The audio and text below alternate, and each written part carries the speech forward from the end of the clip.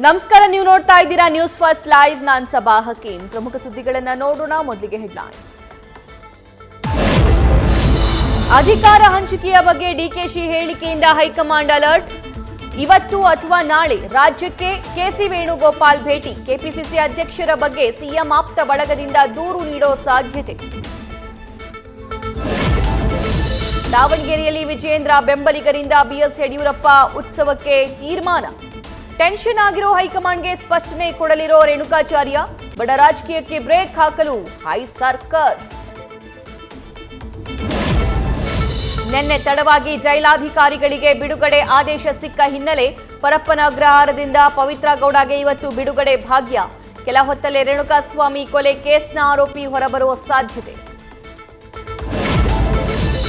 87ನೇ ಅಖಿಲ ಭಾರತ ಕನ್ನಡ ಸಾಹಿತ್ಯ ಸಮ್ಮೇಳನಕ್ಕಾಗಿ ಇವತ್ತು ಮ್ಯಾರಥಾನ್. ಮಂಡ್ಯದಲ್ಲಿ ಕನ್ನಡಕ್ಕಾಗಿ ಓಟಕ್ಕೆ ಚಾಲನೆ. ಡಾಲಿ ಧನಂಜಯ್, ಸಪ್ತಮಿ ಗೌಡ, ನೀನಾಸಂ ಸತೀಶ್ ಭಾಗಿ. ಉತ್ಸಾಹದಿಂದ ನೂರಾರು ಶಾಲಾ ಮಕ್ಕಳಿಂದಲೂ 6 ಕಿಲೋಮೀಟರ್ ಓಟ. ಬಂಡೀಪುರ ರಾಷ್ಟ್ರೀಯ ಅಭಯಾರಣ್ಯದಲ್ಲಿ ಆನೆ ಅಟ್ಯಾಕ್. ಮೈಸೂರು ಮಾನಂದವಾಡಿ ರಸ್ತೆಯಲ್ಲಿ ಬೈಕ್ ಸವಾರರು ಜಸ್ಟ್ ಮಿಸ್. ನಾಗರಹೊಳೆಯಲ್ಲಿ ಜಿಂಕೆ ಬೇಟೆಯಾಡಿದ ಕಾಡು ನಾಯಿಗಳು. ಅಪರೂಪದ ದೃಶ್ಯಗಳು ಕ್ಯಾಮೆರಾದಲ್ಲಿ ಸೆರೆ. ನ್ಯೂಸ್ ಫಸ್ಟ್ ನಿರ್ಭೀತಿಯಿಂದ ನಿಮ್ಮ ಪರವಾಗಿ.